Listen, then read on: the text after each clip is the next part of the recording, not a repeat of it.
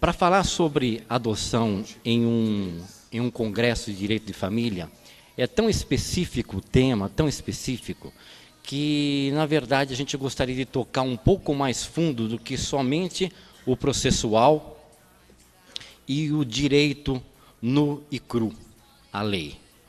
Portanto, eu peguei aqui alguns apontamentos que, durante essa manhã, nós já ouvimos, né? O Dr. Nelson estava falando da degradação da família. Essa família é tão degradada hoje. E quem mais sofre, certamente, com a degradação da família, com o desfazimento da família, são as crianças. E isso vai gerar o abandono infantil. Quando uma família se desestrutura, quem mais vai sofrer, podem ter certeza disso, não são os adultos. São as crianças que não vão entender essa situação. E vocês vão entender por que eu estou dizendo isso. Depois, ele falou também que o advogado tem que ser sensível, tem que ter sensibilidade em advogar um direito de família.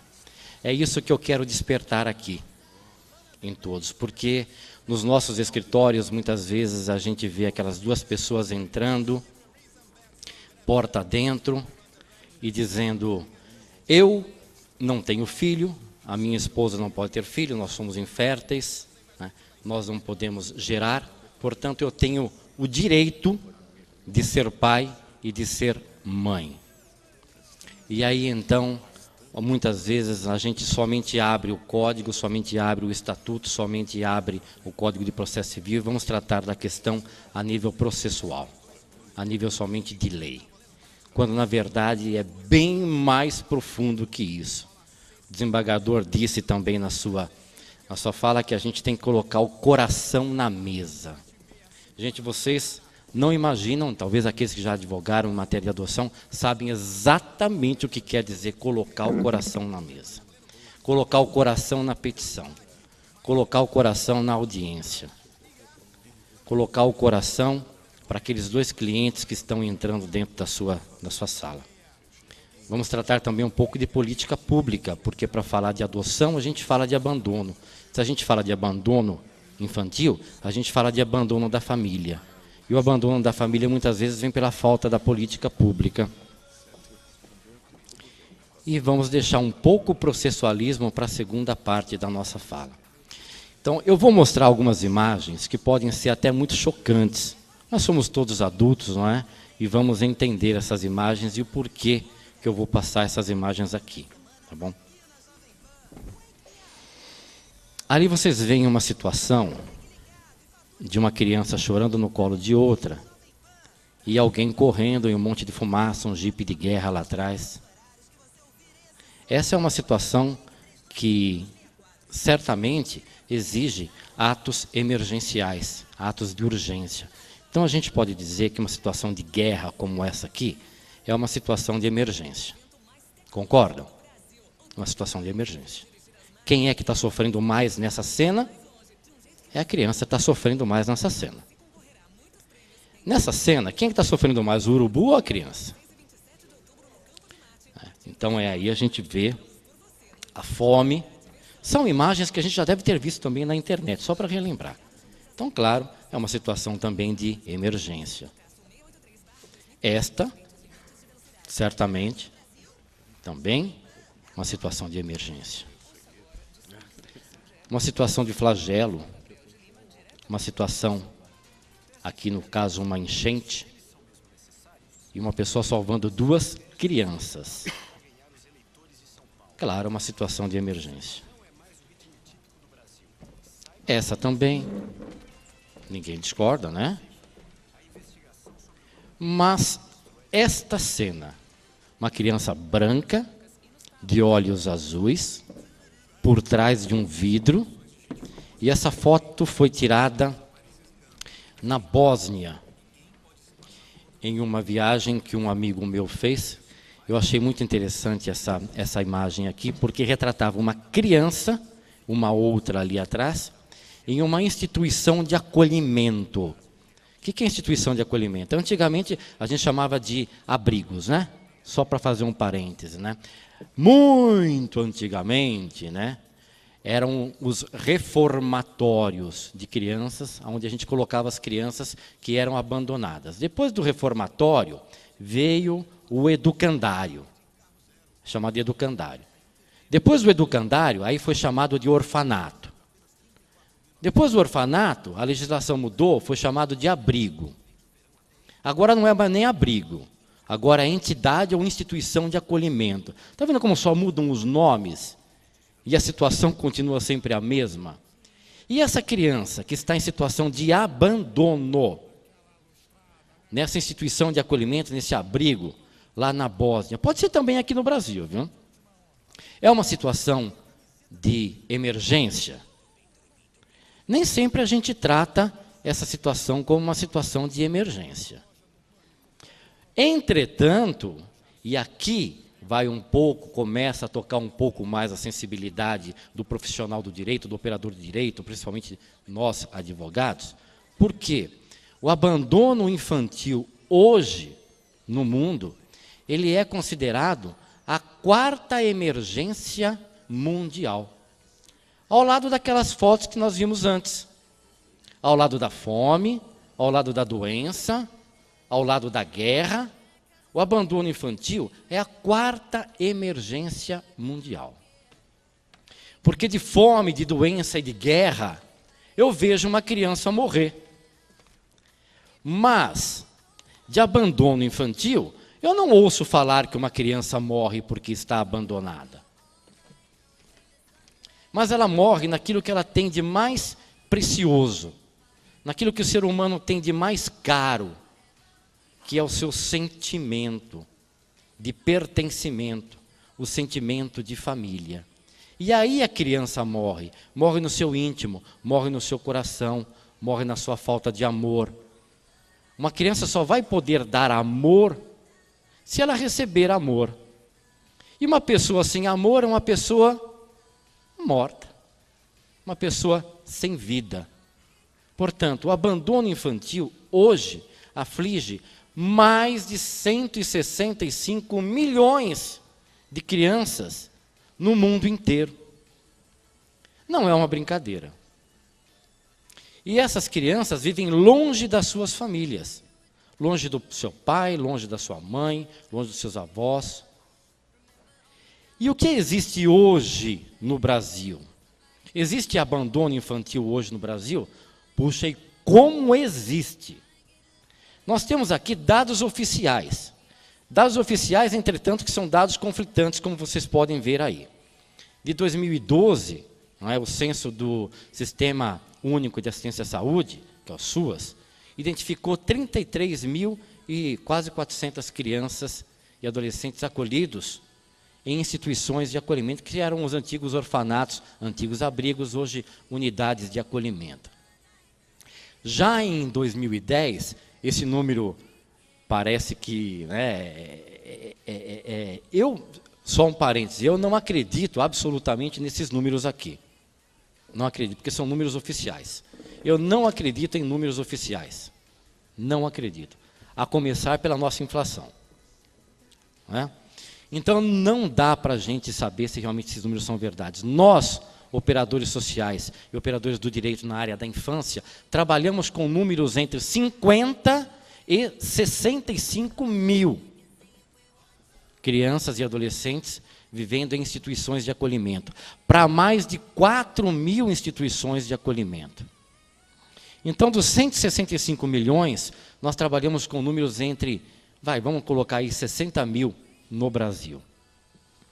E por que elas são abandonadas? E ali nós temos uma série de dados estatísticos, que são por negligência, porque os pais são dependentes, porque os pais abandonaram, porque a criança vive na rua, e porque a família tem carência de recursos materiais.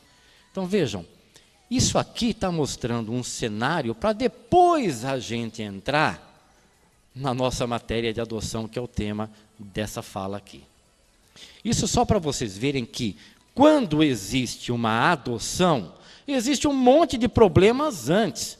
E o problema nasce exatamente do abandono da família. E hoje nós estamos num sábado, tratando de direito de família em prol da família. Não é isso que a gente tem o nosso título aqui? Em prol da valorização da família? Se existissem políticas públicas bastante exequíveis, porque políticas públicas não nos faltam, nós temos bastante política pública, porém, elas não são nem exequíveis e nem executáveis e nem são executadas. Portanto, podemos, de maneira generalizada, dizer que a valorização da família passa, né, pela política pública. Política em nível municipal, nível estadual, nível federal, para que essas causas de abandono que vocês estão vendo ali possam não existir ou sejam ao máximo diminuídas. Para que a gente não tenha nem 33 mil, que são números oficiais, nem 60 e nem 165 milhões de crianças que vivem longe de seus pais, vivem longe da sua família. Vocês estão vendo como tudo isso perpassa pelo direito de família, mas não só pelo direito escrito, real, a letra nua e crua da lei, escrita no Código e no Estatuto da Criança, mas no bojo da situação da alienação parental, no bojo da separação, no bojo do divórcio, não é? No bojo de uma série de problemáticas do direito de família, o que falta é exatamente isso que a gente está discutindo hoje, a valorização da mesma, para que negligência, dependência, abandono, rua, carência, possam ser diminuídas ao máximo, de maneira que nós não tenhamos o abandono infantil e nem lá na frente tenhamos também a adoção. E a adoção a gente vai ver para que serve exatamente. Bom, onde é que estão essas crianças no estado de São Paulo? Claro, elas estão mais no interior, não é, pelo seu número, do que na capital. Mas, como não nos faltam leis, bastantes, não é? Acontece que veio, há muito pouco tempo atrás, essa famosa Lei 12.010, de 3 de agosto de 2009, que entrou em vigor um ano depois, que é a famosa Lei da adoção?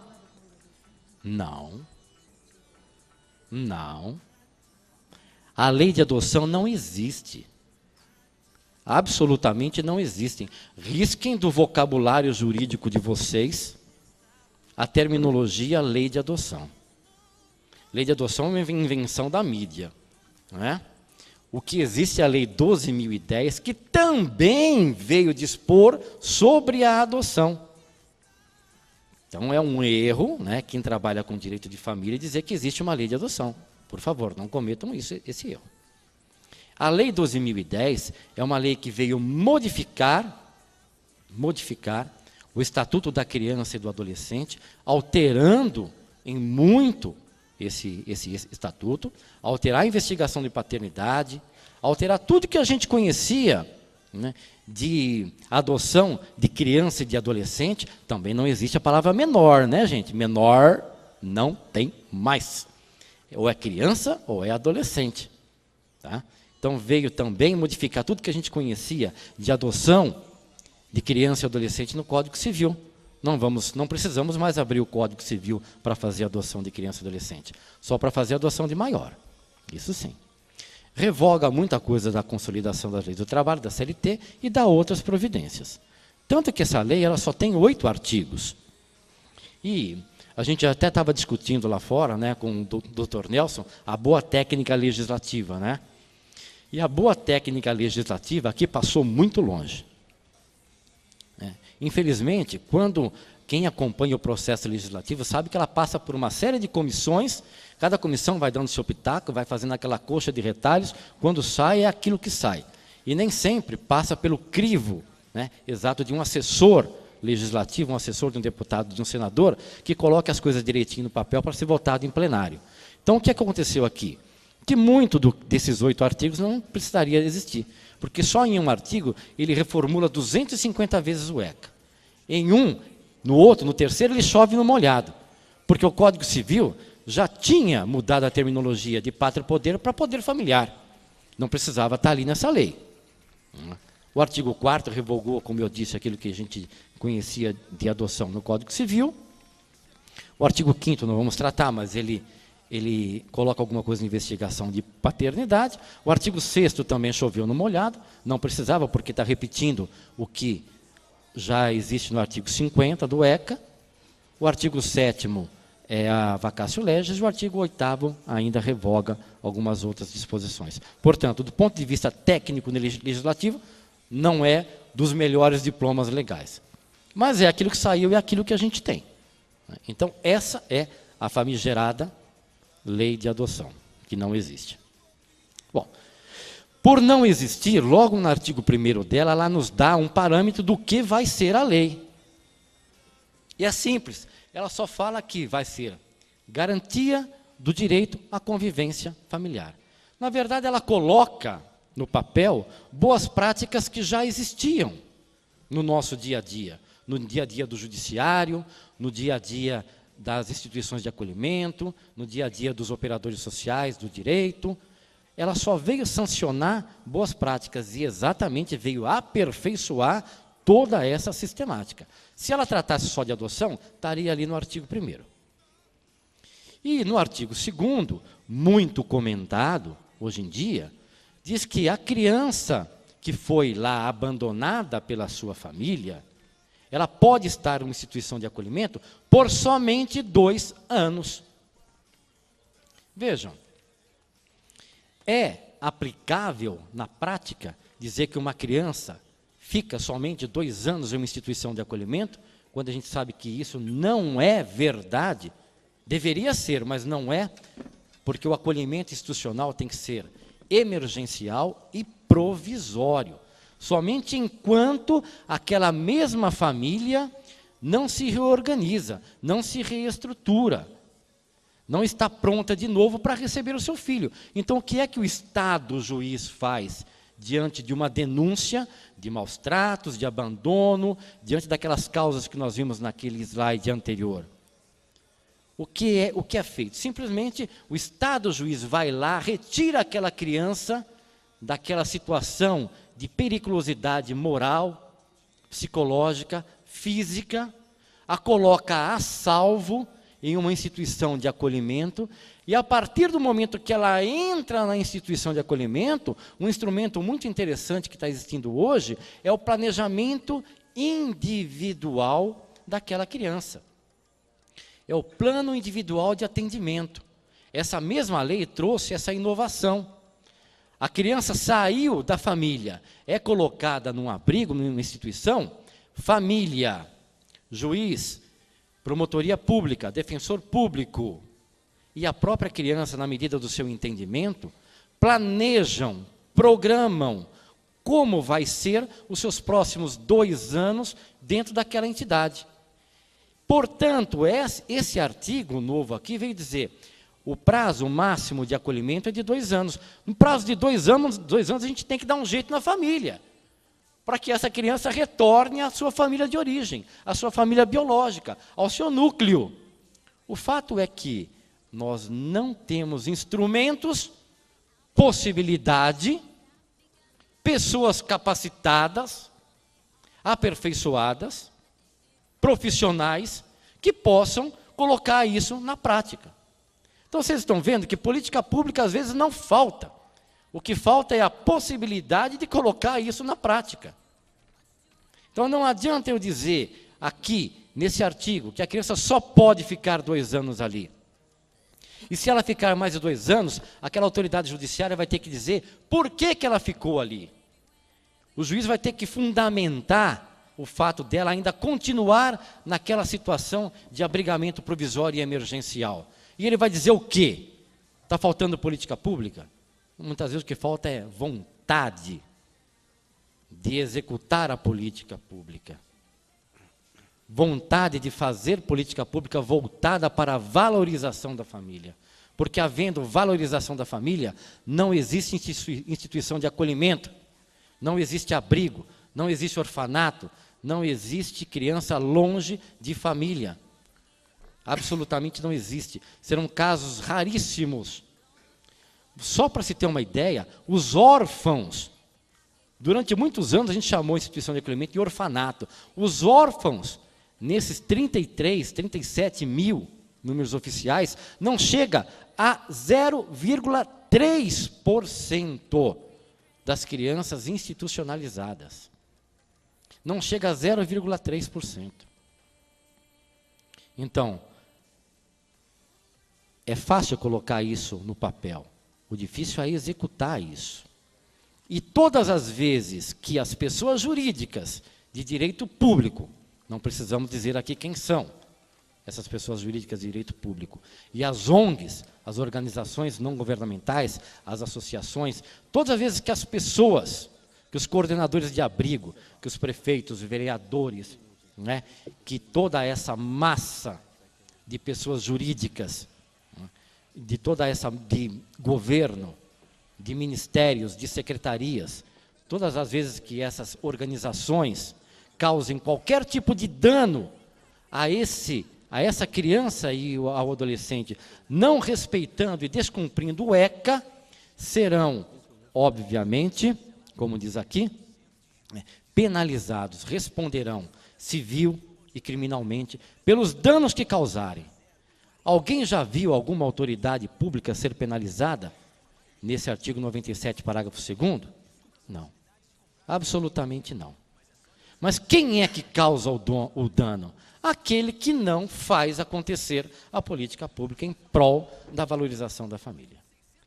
Em tratar a criança e o adolescente que está abrigado, que está institucionalizado, né, com uma situação emergencial e provisória. E nós também, como sociedade, para a gente é muito cômodo. Eu costumo falar isso, quem já me ouviu falar sobre esse tema, vai me ouvir falar de novo. É muito cômodo para nós, sociedade, porque essas crianças que estão lá na instituição de acolhimento não são as crianças da antiga FEBEM, não são as crianças da Fundação Casa.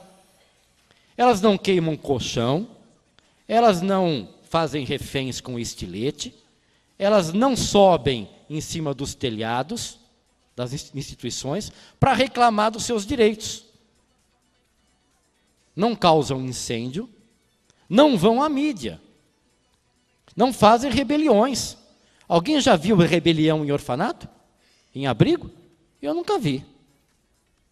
Por quê? Porque simplesmente nós, como sociedade, também nos acomodamos. Para a gente é simples, as crianças estão lá comendo, bebendo, elas têm estudo, né? Tem uma perua que as leva para a escola, tem o dentista dentro da entidade muitas vezes, elas têm os brinquedos, elas têm assistência psicossocial, né? Elas têm assistência médica, elas têm as páginas que cuidam delas, elas têm tudo. Elas têm uma cama, elas têm um teto, elas estão abrigadas. O que falta para essa criança? Só falta uma coisinha: família. E para mal de abandono não tem remédio. Para mal de abandono só tem um remédio. E esse único remédio se chama família. De vez em quando eu vou relembrar, vocês estão vendo como um processo de adoção perpassa por todas essas situações que por vezes nós advogados não pensamos?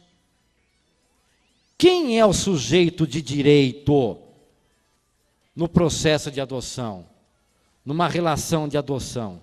Quem é o sujeito de direito? Quem é que tem o direito a ter uma família? É o adulto, nosso cliente, ou é a criança? Estão vendo como é que muda a nossa relação em relação àquelas duas pessoas que entraram no nosso escritório? Quem são os meus clientes? Aquele casal? Ou estou advogando para quem? Estou advogando para eles? Ou estou advogando em prol daquela criança? Quem é o sujeito de direito na relação? Claro, quem vai me passar a procuração, apesar que a adoção não é feita por procuração, né? Quem vai me dar os poderes para que eu possa pleitear em juízo, mas ele vai ter que assinar embaixo, é o meu cliente, aquele que está me pagando. Mas eu estou advogando para quem? Então, às vezes, a gente tem que mudar um pouquinho, né, a nossa visão. E dentre essas pessoas todas que querem adotar, vejam esses números aí, não sei se está pequenininho, mas acho que dá para enxergar, né? Nós temos quase 30 mil pretendentes à adoção e temos mais de 5 mil crianças e adolescentes disponíveis à adoção. Por que os números não casam, não batem? Os números não batem porque a maioria dos pretendentes, mais de 90%, quer criança branca. 65% aceitam crianças pardas. Das crianças que estão cadastradas ali, mais de 2 mil, quase 46, quase 50% são pardas. Quase 20% são negras. Mais de 80% delas possuem irmãos. Então vejam, não casa porque os pretendentes à adoção não se coadunam com o perfil das crianças disponíveis à adoção. Esse é o Cadastro Nacional de Adoção, famoso cadastro, a fila de espera. Então, todas as vezes que alguém chega para mim e dizer, olha, eu quero um filho, eu tenho o direito de adotar, a partir de hoje eu vou estremecer na base quando alguém disser, eu tenho direito de adotar. Não, você não tem direito de adotar, você tem um pretenso direito de adotar. Quem tem direito a ter uma família, eu posso causar espécie, mas quem tem direito de ter uma família é a criança. Ou posso até pensar, quem tem mais direito, se é que eu posso dizer assim, de ter uma família, é a criança. E a criança não vai escolher se ela quer um pai branco, negro, loiro, barbudo, de bigode, que fala inglês ou que fala português, ou que fala italiano ou francês. Ela quer uma família. Mas os pretendentes se acham no direito de escolher, um direito até justo, porque quando eu fiquei grávido junto com a minha esposa, não é? Eu queria absolutamente que os meus filhos se parecessem comigo. Graças a Deus não se pareceram. Por causa do nariz, aquela coisa toda, né? A minha mulher falava, não, com o seu nariz não, pelo amor de Deus. Né? Mas quando nós ficamos grávidos, os dois, a gente quer que as nossas crianças, que os nossos filhos se pareçam o máximo possível com a gente. Não é? É um direito justo. Só que na adoção, isso se torna muitas vezes ao extremo de eu escolher como eu vou querer o meu filho, como se eu fosse um supermercado em uma prateleira, retirar aquele produto que mais se adequa à minha situação. Ou eu vou a uma agência de carro e quero a cor que mais eu goste. A adoção não é isso. A partir do momento que a partir de mim, advogado, e nós aprendemos lá nos bancos da escola, quem é o primeiro juiz da causa? Né? A partir do momento que eu me convença quem tem mais direito a ter uma família é uma criança, eu começo a enxergar o direito pelo lado da criança. E esse casal que está aqui, hoje, obviamente, tem que ser tanto quanto eu, tanto quanto vocês, pais biológicos, nos preparamos para a adoção, também tem que ser preparados à adoção. A gente não prepara a nossa família, o grupo, a família extensa.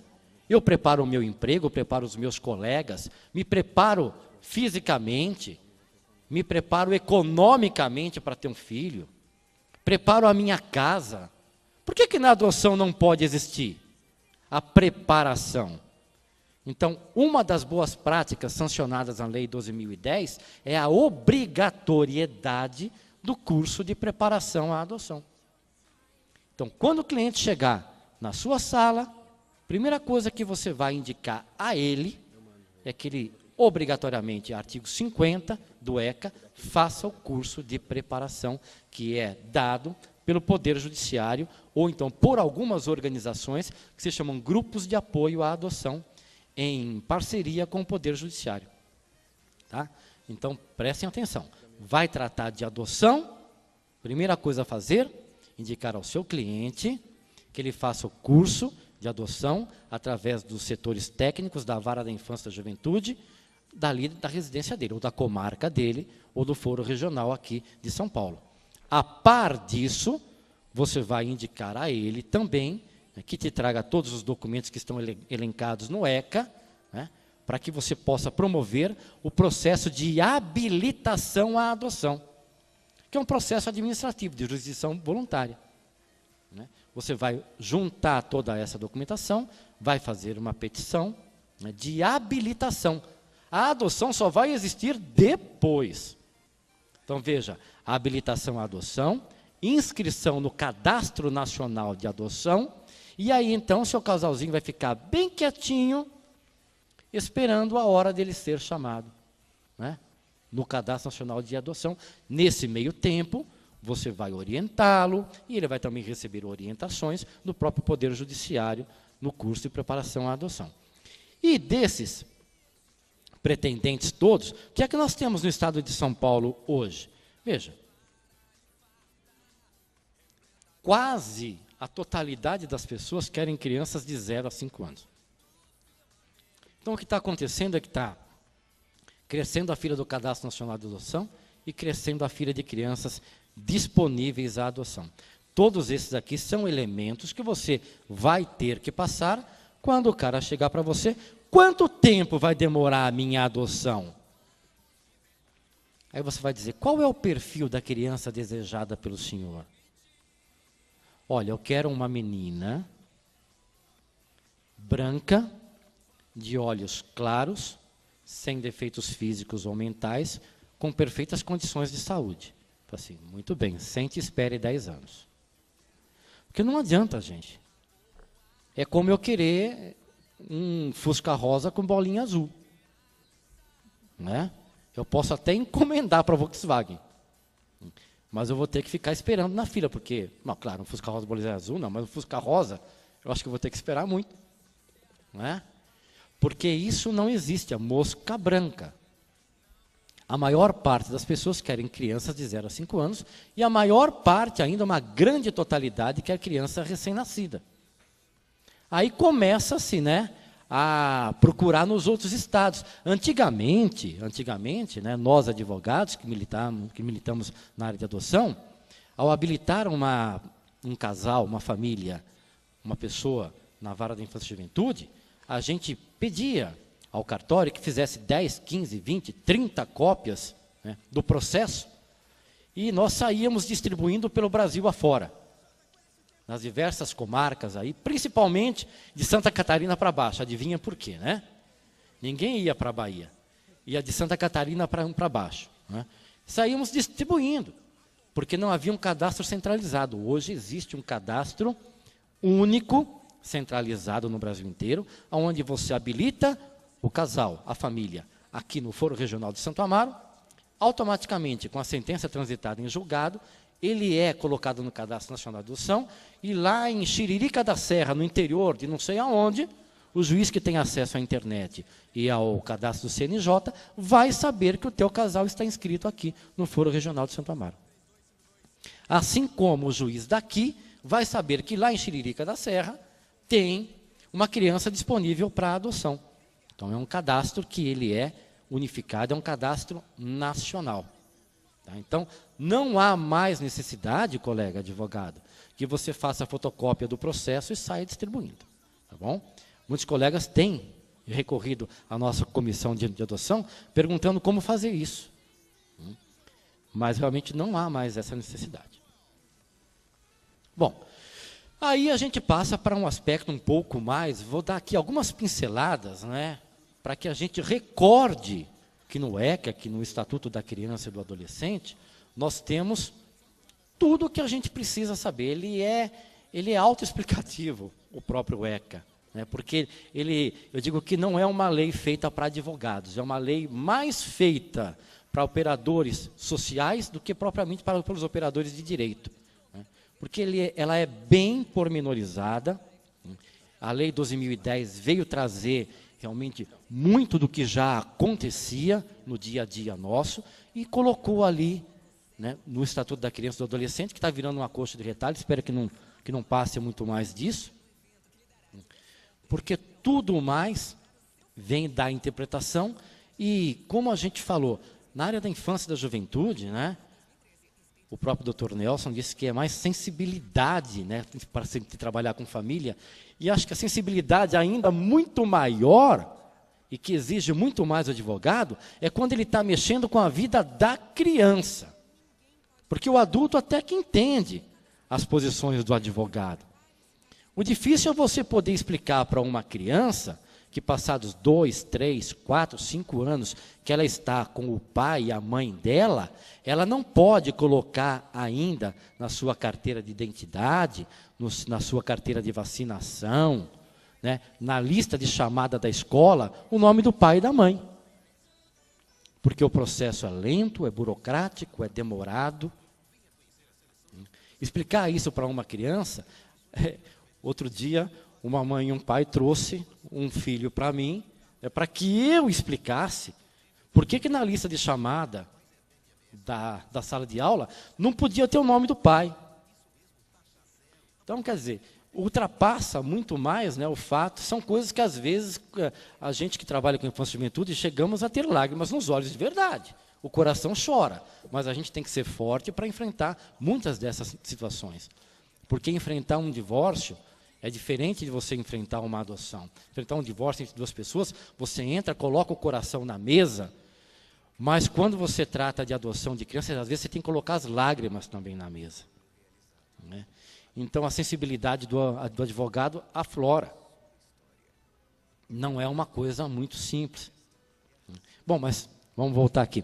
Os sujeitos da adoção. Né? Quem é que pode adotar? Tudo isso está lá no ECA, são os maiores de 18 anos, independentemente do estado civil, e a diferença, né, de pelo menos 16 anos entre o adotante mais velho, né, e o adotando, e a criança. Tá? Os divorciados, separados, ex-companheiros, todos eles podem adotar desde que eles, né, concordem com a guarda e o regime de visitas. O estágio de convivência tem que ser iniciado, obviamente, na constância dessa convivência. Além do que, a lei também exige, né, que, claro, ninguém vai tirar uma criança de uma instituição de acolhimento, onde ela estava, para colocar em um ambiente inadequado. Isso é uma coisa que parece óbvia, nem precisaria estar ali. E quem não pode adotar? Os avós não podem adotar os seus netos, os irmãos não podem adotar os próprios irmãos, né, porque senão vai haver um conflito depois, obviamente, né, em questões hereditárias principalmente, e o tutor e o curador, enquanto esses daqui não prestarem as contas. Quem é que pode ser adotado? O ECA diz que pode ser adotado por aquilo que rege o ECA, todas as crianças e adolescentes menores de 18 anos. Então, os maiores, a gente ainda usa o Código Civil, a adoção de maior pelo Código Civil. Antigamente, uma coisa também que aqui em São Paulo a gente quase não ouve esse tipo de pergunta, mas quando a gente vai, principalmente no interior do Brasil, a gente ouve muito dizer, ainda posso fazer adoção pelo cartório? Eu, advogado, posso levar as partes lá no cartório e fazer a adoção por escritura pública? Absolutamente não. Não, a adoção é judicial. Necessária a habilitação, necessária a preparação, necessária a inscrição no Cadastro Nacional de Adoção, é necessária, sim, a espera, e a adoção é judicial. Ah, mas eu tenho uma declaração da mãe, que declarou em cartório que quer doar o seu filho. Pode esquecer. Essa mãe obrigatoriamente tem que ser ouvida em juízo, mesmo que ela tenha assinado. Ah, mas eu trouxe a criança lá da Bahia, a mãe está lá. Não importa, vai buscar a mãe e traz ela aqui, porque a lei obriga que ela seja ouvida em juízo, mesmo que ela tenha assinado uma resma de papel. Portanto, assinando ou não, é só mais um instrumento, né, que o juiz pode ou não aceitar. Tá bom? Mas ela tem que ser ouvida em juízo, sim. Toda adoção deve ser feita judicialmente. E hoje, mesmo que haja um consenso da mãe, do pai, o artigo 45 do ECA diz isso, tem que ser iniciado um processo contraditório de destituição do poder familiar. Obrigatoriamente. Se a mãe não tiver advogado, tem que ser nomeado defensor público. Se a mãe concorda ou não concorda, é um processo contraditório pela Lei 12.010. A adoção unilateral. O que é adoção unilateral? A adoção unilateral é quando o cônjuge, né, adota o filho do outro. O companheiro adota o filho do outro. Né? Não há nada mais assim de muito mistério nisso. Eu quero adotar o filho do outro, mas o pai, né, ainda está vivo. O que eu faço? Uma criança não pode ter dois pais nesse sentido aqui, dessa adoção. Ué, aquele pai lá tem que ser destituído do poder familiar. Não é? Nós temos casos assim, e não são poucos não. Por vezes o pai comparece em juízo e diz, não, eu abro mão do poder familiar. Abrindo mão do poder familiar, inicia-se o processo de destituição, aquela pessoa é destituída e é adotada pelo outro, pelo companheiro do cônjuge. Adoção com adesão expressa dos genitores. Gente, isso daqui tem causado muita polêmica, né? Porque se confunde um pouco com a adoção intuito personae. Né? Tem uma empregada doméstica que quer dar o seu filho, ou tem uma pessoa qualquer que quer dar o seu filho, ela está grávida, eu tenho um casal de amigos, eu faço a intermediação disso, dessa situação toda. Intuito personae quer dizer, a mãe biológica, aquela que vai dar à luz ou que deu à luz, conhece pessoalmente a família para que ela vai entregar o seu filho. Ela tem a intenção de entregar para aquela pessoa e somente aquela pessoa. Isso é adoção intuito personae. Não é situações maquiadas, muitas vezes, que chegam ao juízo, o advogado, a família, a mãe, a criança, todo mundo adentra a sala de audiência e o juiz se vê quase que obrigado a homologar a vontade daquelas partes ali. Gente, o juiz fica fulo da vida quando isso acontece. Porque existe uma orientação jurisprudencial, orientação também do Tribunal de Justiça, orientação da Coordenadoria da Infância e Juventude do Tribunal de Justiça do Estado de São Paulo, para que isso não aconteça. E aí, essa criança já está 2, 3, 4, 5 meses, 1 ano com aquele casal, o juiz determina a busca e apreensão no ato. Por quê? Porque se qualifica a burla ao Cadastro Nacional de Adoção. Não caiam nessa besteira. Não façam isso, senhores advogados. Vocês vão sofrer. Aí a sensibilidade vem, principalmente daqueles pais que perderam, por vezes daquela mãe que está entregando a criança, porque o filho vai para uma instituição de acolhimento, até que se apure, inclusive, o crime. Então, tome muito cuidado, porque quem mais vai sofrer nessa situação toda, certamente vai ser a criança. Não façam a orientação nossa, de Comissão Especial de Direito à Adoção, é não fazer adoção intuito personae.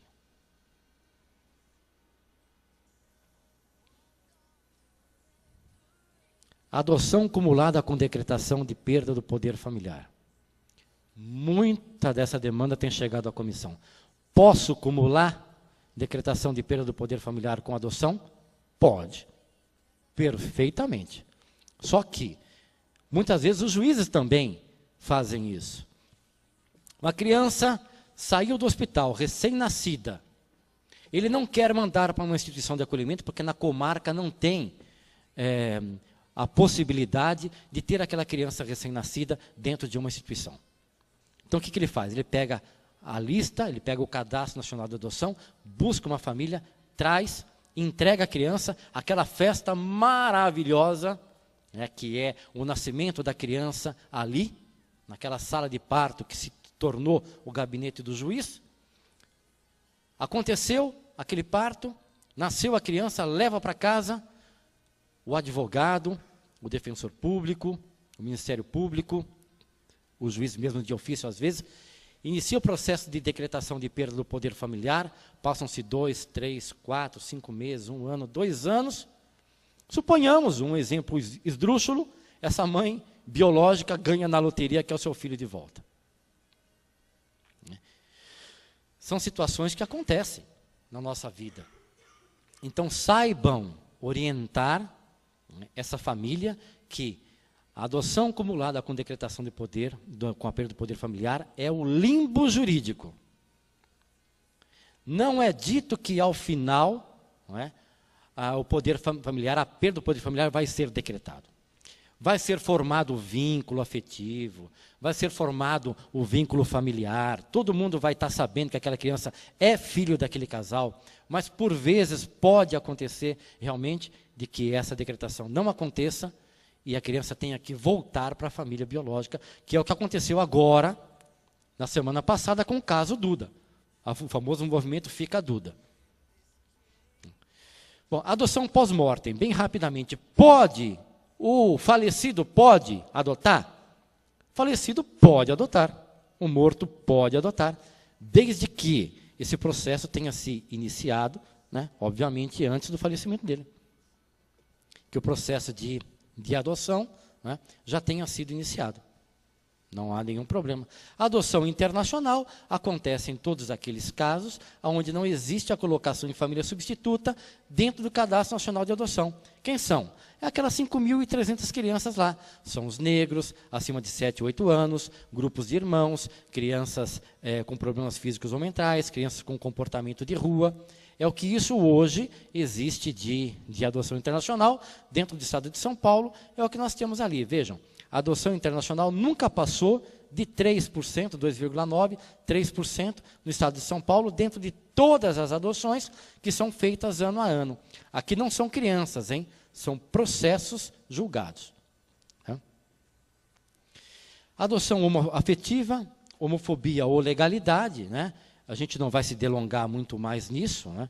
Mas hoje é uma realidade. O entendimento dos nossos tribunais estão aí, é plenamente possível, muita gente é contra, muita gente é a favor, não é? A gente não vai fazer aqui, obviamente, um juízo de valor, mas eu só deixo uma pergunta. Entre deixar uma criança, condenar uma criança ao acolhimento institucional eterno, até os 18 anos, não tendo uma família de papai e mamãe, família entre aspas, né, chamada de normal antigamente, né? Aquela família da propaganda da Doriana, né, de papai, mamãe e filhinhos. O que é que acontece? Eu vou deixar uma criança dentro de uma instituição de acolhimento até os 18 anos, ou, tendo a possibilidade de ter um par homoafetivo, eu vou dar essa criança à família homoafetiva. O que eu vou fazer? Só um questionamento. Muitos juízes ainda preferem que as crianças fiquem até os 18 anos, depois não se sabe o que fazer com ela, que foi tema de uma das palestras de ontem. A distinção entre filho biológico e adotado, obviamente, não existe. O filho adotivo mantém vínculo parentesco com a família biológica? Sim. Só no caso do impedimento matrimonial. Né? Renda dos adotantes é critério de adoção? Não. Absolutamente não. E eu vou passar um pouco mais aqui, só 2, 3 minutinhos no máximo, porque uma grande celeuma jurídica hoje é dizer o seguinte: é preciso a intervenção do advogado para se fazer adoção? A prática dos tribunais, principalmente aqui em São Paulo, é o pretendente encosta um umbigo no balcão, é atendido pelo escrevente, preenche uma ficha, junta os documentos, inicia-se o processo de adoção e esquece-se da figura do advogado. Só vai pensar na figura do advogado lá na frente, se houver um recurso da mãe, se não for possível fazer a adoção, se houver um contraditório com a família biológica, aí vai procurar o advogado. Esquecem-se. A nossa magistratura e também os nossos advogados e o nosso pessoal de cartório, que o advogado é indispensável à administração da justiça. Diz isso a Constituição Federal, diz isso a Constituição do Estado de São Paulo, acrescentando um parágrafo que, inclusive, nos juizados de menores, né, mas o ECA, A contrário senso, o ECA, a contrário senso, diz que, no caso, se os pais forem falecidos, tiverem sido destituídos do poder familiar, é dispensada a assistência de advogado. Então, doutor Nelson, não é? Eu acho que fica aqui também uma proposta para a gente dirimir essa celeuma jurídica entre o Estatuto da Criança e do Adolescente, né, que é também um trabalho que já na nossa comissão vamos começar a fazer, né, dirimir isso, de adequar o Estatuto, que é uma lei infraconstitucional, à lei constitucional, à Constituição Federal, que diz que o advogado é indispensável, né, revogando-se tacitamente aquilo que é o artigo 166 do ECA. Por quê? O ECA substitui a presença do advogado pela equipe técnica interprofissional a serviço do Poder Judiciário. Onde, e aqui eu pergunto de novo, como o desembargador Caetano fez, onde é que nós temos equipe técnica interprofissional bastante formada e capacitada para poder orientar a família adotiva em questões jurídicas, em questões legais, em questões judiciais? Nós não temos. Portanto, o advogado é indispensável, sim. Tá? Finalizando, eu só gostaria que a todos aqueles, fica aqui uma dica, todos aqueles que militam na área da infância e juventude, na área de adoção, nunca, jamais se esqueçam, não se esqueçam de lembrar ao Poder Judiciário do artigo 152, parágrafo único do ECA, que foi introduzido, não era necessário que todos os processos na área de infância e de juventude têm tramitação prioritária. Não importa se a vara acumulativa, se a vara única, se o juiz tem em cima da sua mesa 80 processos de réus presos. Não importa. Vamos fazer valer aquilo que realmente está na Constituição Federal e aquilo que está no ECA. A tramitação é prioritária para todos os atos. Todos os atos. Não só aquilo que está em cima da mesa do juiz, mas todos os atos e diligências. Tá bom? A nossa cartilha de adoção, com essas e muitos outros esclarecimentos, estão no site da OAB. Né? A capa da nossa cartilha é essa aqui.